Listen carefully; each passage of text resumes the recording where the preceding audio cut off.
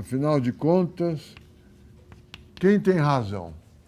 Os monetaristas e os clássicos que defendem a teoria quantitativa da moeda, que o acréscimo o crescimento do nível geral de preços é igual ao crescimento da oferta de meios de pagamento, ou a proposta neoclássica ou keynesiana, que delta M, delta Y, delta M é maior que zero.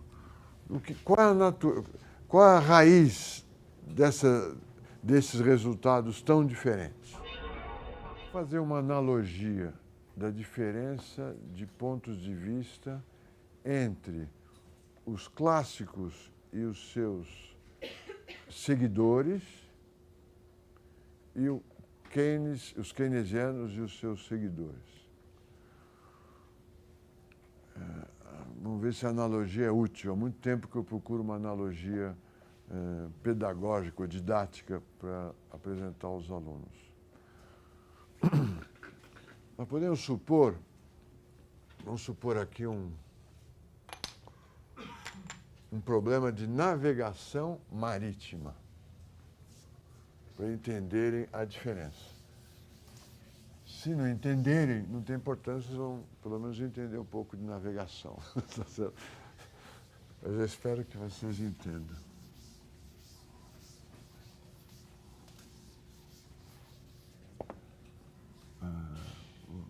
Variabilidade.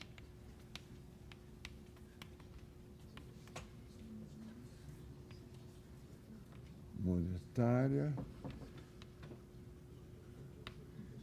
e variabilidade real. Vamos supor que aqui está o Brasil, aqui está Santos, aqui está a África, e aqui está a Europa. E você quer navegar de Santos até Lisboa.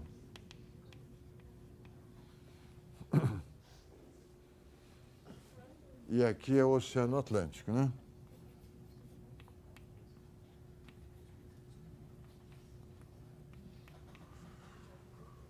Para o Keynes e seus sucessores, a água, vamos dizer, são as variáveis nominais. Você navega sobre o mar. O mar é a variável nominal. Nós trabalhamos em reais, quer dizer, em cruzeiros. Eu prefiro usar a palavra cruzeiro para não confundir com a ideia de real. Nós fazemos negócios, ficamos ricos ou pobres, fazendo transações em cruzeiros. Eu contrato a mão de obra em cruzeiro, vendo meus produtos em cruzeiro.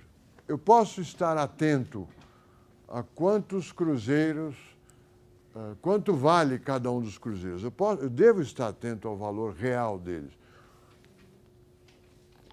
Mas o negócio é feito em cruzeiros. O contrato é em cruzeiros. Eu alugo o apartamento por 2.000 cruzeiros por mês. Na época que eu fiz o contrato, eu tinha uma expectativa de inflação, eu sabia quanto era o aluguel dos outros apartamentos, mas eu fechei em cruzeiros e em cruzeiros está fechado. Esse é o mar onde nós navegamos. É um mar expresso em cruzeiros.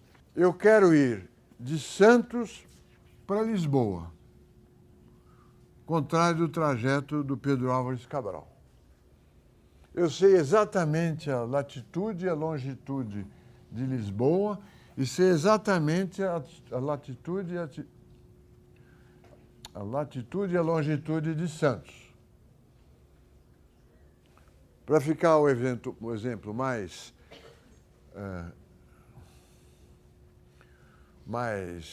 empolgante, eu vou supor que você vá num barco à vela, você vai velejar de Santos para Lisboa. Então você sai neste rumo aqui e para os clássicos você chegará aqui em X horas seguindo este rumo. O mar, as variáveis em cruzeiros são irrelevantes, Você é um excelente navegador. É verdade que o vento pode estar soprando nesta direção, então você precisa velejar assim, dando bordos. Mas isso é um problema. Dando bordos, que você veleja contra o vento e depois contra o vento na outra direção, chega lá em Lisboa.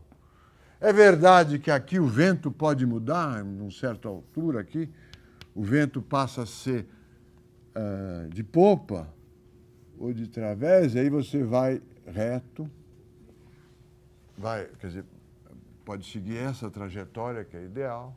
É verdade que pode haver uma grande tempestade aqui e você ficar sem rumo por 6 dias, mas logo a tempestade amainará e você seguirá para Lisboa no mesmo rumo.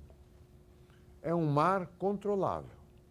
Esse mar de cruzeiros é um mar cheio de notas de cruzeiro. Ele não te engana. E se te enganar, engana por poucos períodos de tempo. Na realidade, os clássicos imaginam que você navega num mar de cruzeiros, mas que não é bem um mar, é um lago. É muito tranquilo.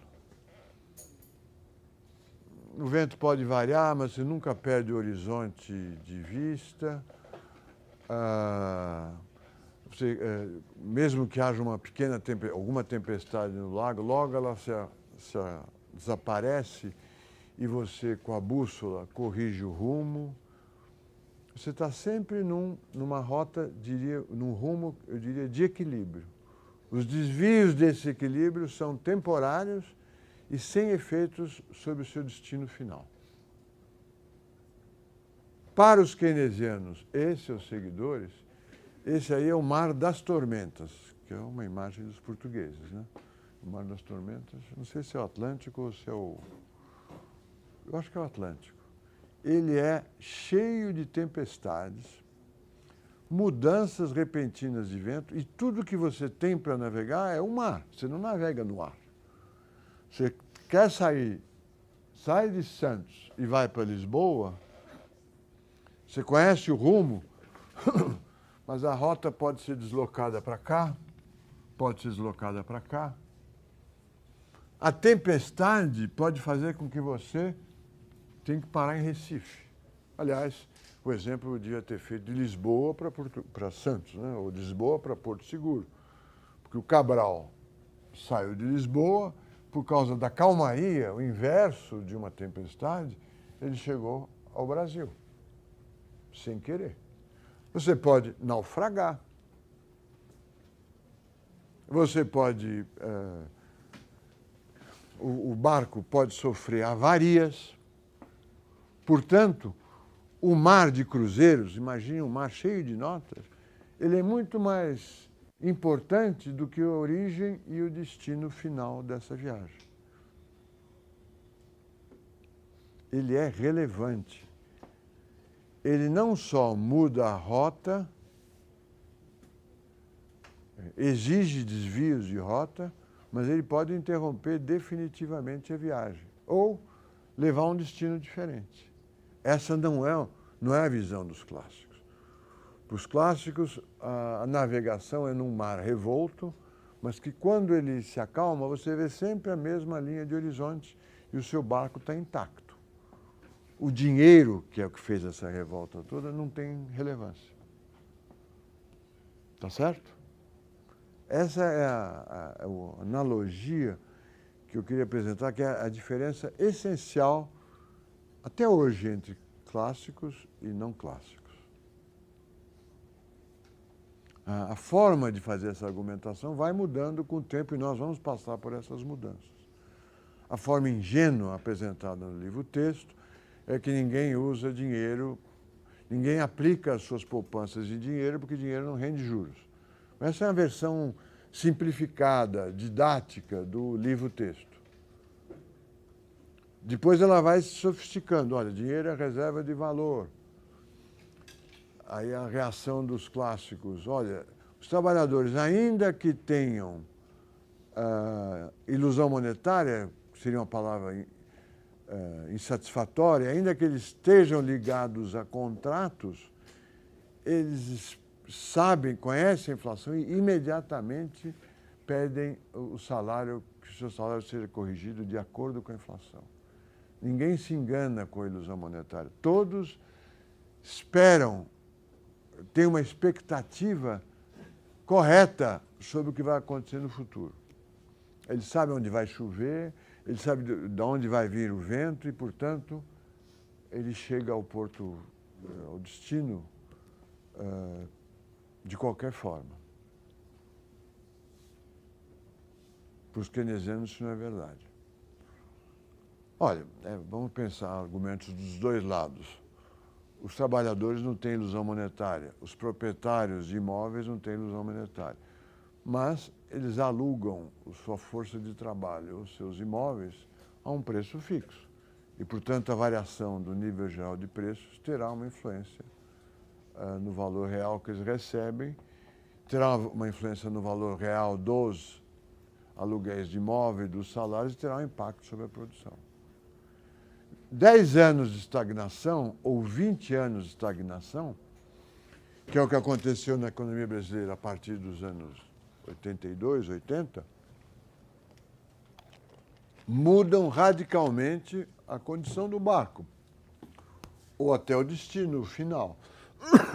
10 anos de estagnação geraram crescimento da pobreza, crescimento da periferia das grandes cidades que receberam a população que saía da zona rural e não conseguiram gerar produção e emprego para absorvê-las. Aumentou a violência, o crime organizado.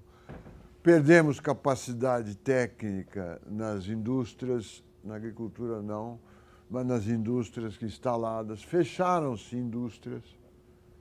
Houve uma porção de modificações radicais, e no caso, radicais não, importantes e negativas. A economia de 94, quando se controla a inflação, é muito diferente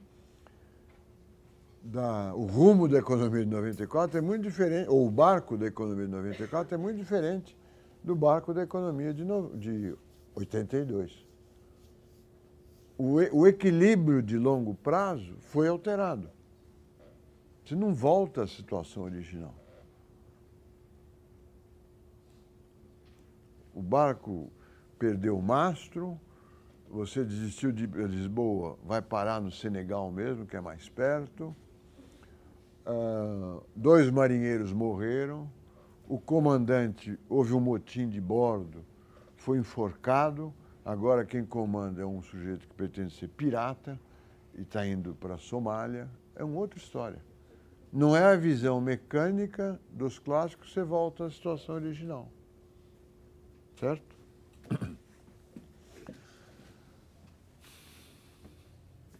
Os clássicos continuam argumentando, hoje, os descendentes, que a grande variabilidade da economia é uma variabilidade real. É do fundo do mar, ou o destino e a origem que são variáveis. É o mundo real da economia capitalista que passa por progresso tecnológico, mudança de gostos, mudança política. É esse mundo real que é naturalmente, eu posso usar a palavra natural quando eu falo dos clássicos, é naturalmente instável. A política monetária não consegue resolver isso, na visão dos clássicos, porque as autoridades monetárias ou o Tesouro Nacional não são mais sábios ou não têm mais conhecimentos do que o setor privado. Então, novamente se repete o argumento, numa outra qualidade de argumento, não há o que fazer. O melhor é não intervir. Tá certo? Esse é o ponto de vista dos clássicos.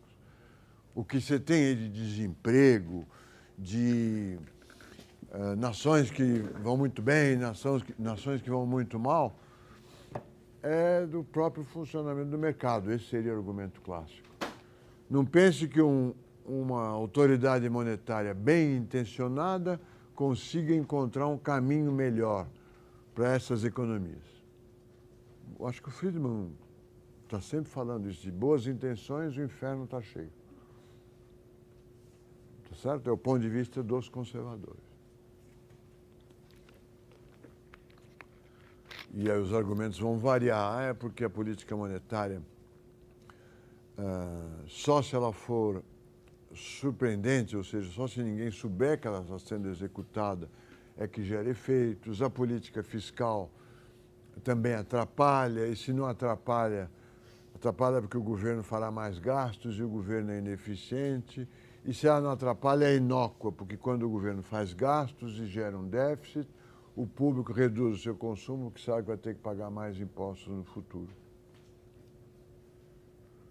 É uma discussão de 200 anos. É interessante pensar de onde vem o pensamento clássico. Ao preparar essa aula, eu ia argumentar com vocês que talvez eles estivessem se referindo a uma moeda do passado. Talvez no passado, a moeda, no início da economia capitalista, o dinheiro fosse apenas um meio de troca. Mas não é uma boa explicação. Porque no início da economia capitalista, o dinheiro era o ouro. Era uma mercadoria como outra qualquer. E basicamente utilizado para as trocas internacionais.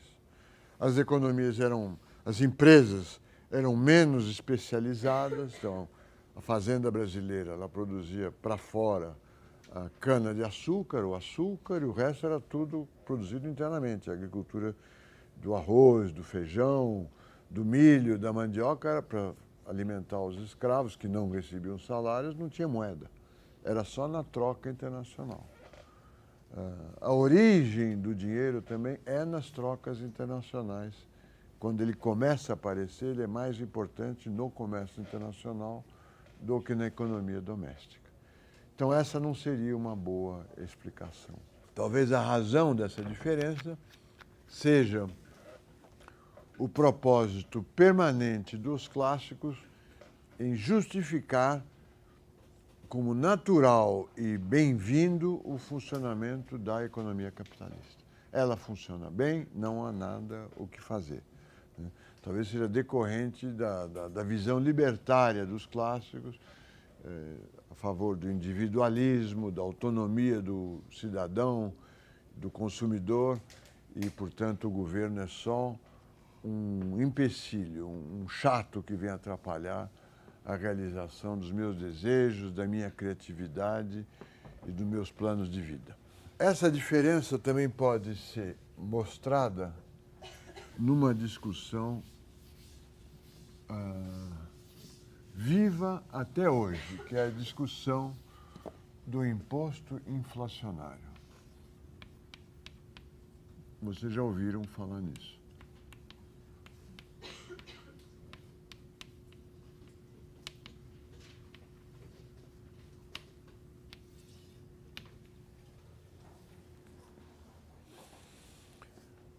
Portanto, apesar de estarmos nos anos 70, nós vamos a essa discussão é dos anos 70, 80.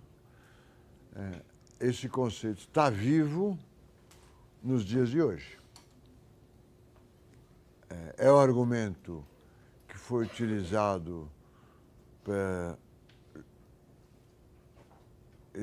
mostrar os ganhos do Plano Real que acabou com a inflação no Brasil. Houve uma grande redução do imposto inflacionário. É o argumento contra a inflação, porque a inflação gera esse imposto inflacionário, e o imposto inflacionário seria regressivo. Os pobres pagam mais do que os ricos quando há uma inflação. Eles é que são afetados. O Celso Furtado, no Formação Econômica do Brasil, contemporâneo, né, que chama, afirma que nos anos 50 o salário real aumentou junto com a inflação, contra essa ideia de que ele seja um imposto regressivo. Regressivo é que cai proporcionalmente mais sobre os pobres do que sobre os ricos.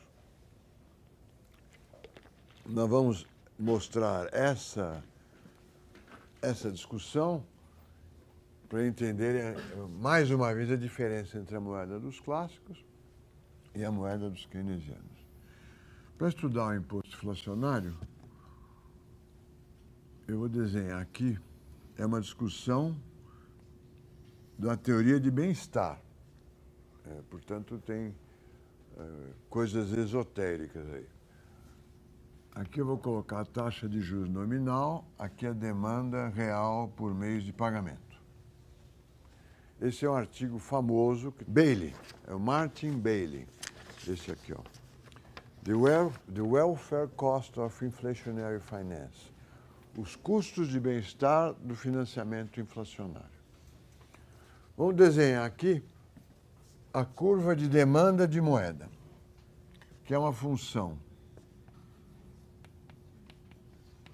da renda e da taxa de juros nominal. Essa curva de demanda de moeda, eu tomei cuidado para que ela cruzasse o eixo dos Y e do X. Todas as transações que nós fazemos pelo preço da última quantidade comprada, né? Teoria marginal. Então, eu pago pela sopa o valor, a utilidade que eu usufruo na última colher de sopa. Já ouviram isso? Já ou não? Portanto, se a taxa de juros, vamos supor, for esta daqui, vamos supor que a inflação é zero, a inflação esperada é zero, a inflação real é igual, a esperada é zero, então a taxa de juros nominal é igual à taxa de juros real. Quando a taxa de juros é esta daqui, sem inflação, eu retenho esta quantidade aqui de moeda, M0, P0.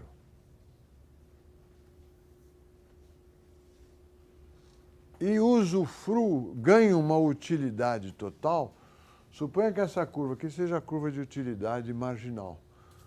Nós podemos derivar a curva de demanda ou pela teoria das preferências, e através de curvas de indiferença, ou através da teoria da utilidade marginal. Viram isso em micro 1? Eu vou facilitar as coisas dizendo que eu derivei essa curva de demanda a partir da teoria da utilidade marginal. Portanto, toda a área que está aqui embaixo desta curva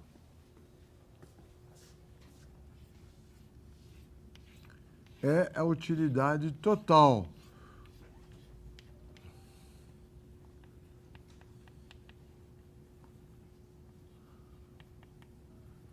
Que os consumidores ou os portadores de moeda usufruem. Eles não usufruem tudo isso porque tem uma taxa de juros real, eles não chegam até aqui embaixo. A utilidade total que eles usufruem, eu vou pôr letras aqui, A, é o triângulo A, B, C. O custo de produzir moeda, o custo marginal de produção de moeda, quanto que é? Numa economia de fiat money, ou seja, numa economia de dinheiro fiduciário, quanto custa produzir papel moeda? Quanto custa imprimir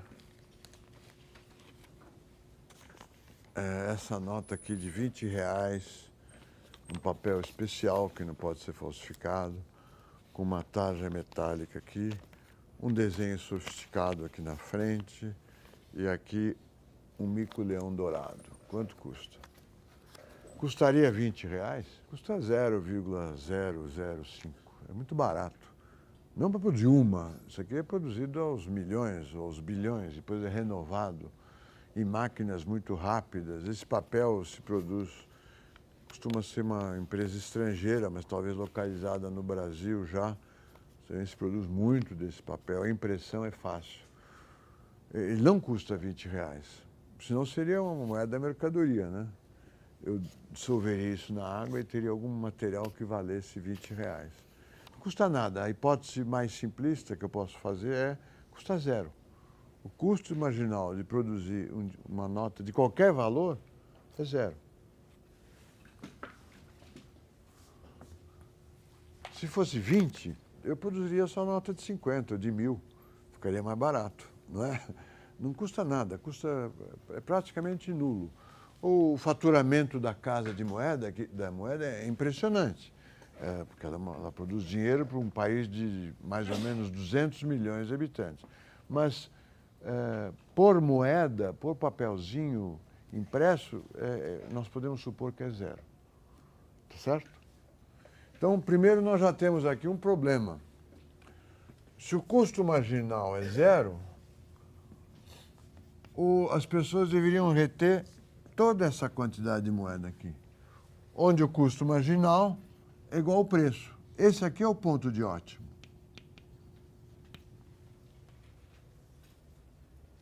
Não vale a pena economizar em uma coisa que não custa nada para produzir.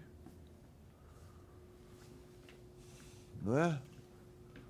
Os pontos, a produção ótima de qualquer coisa é dada pela condição que o custo marginal é igual ao preço.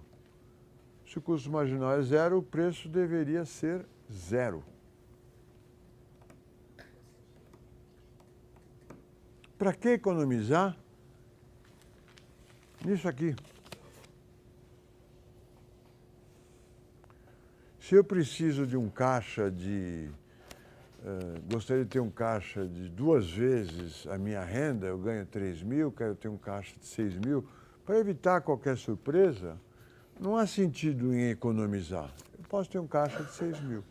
Eu só não economizo 6 mil porque eu perco juros numa aplicação alternativa. Mas do ponto de vista da produção da economia, não faz sentido economizar.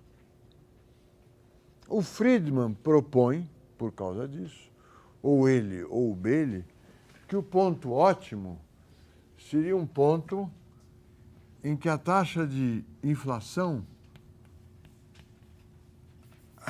fosse uma deflação, fosse igual a menos R. Se a taxa de inflação fosse uma deflação, né? Se a taxa de deflação fosse menos R, os juros nominais seriam R mais taxa de inflação, R menos R seria zero. Nós viríamos para o ponto ótimo.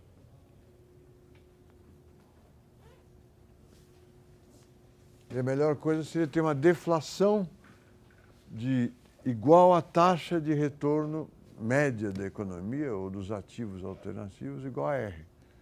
Se o retorno da economia brasileira, sei lá, for 3% ao ano, seria bom que houvesse uma deflação de 3% ao ano, porque aí ninguém aplicaria dinheiro, ninguém economizaria dinheiro. Todos teriam a liquidez necessária.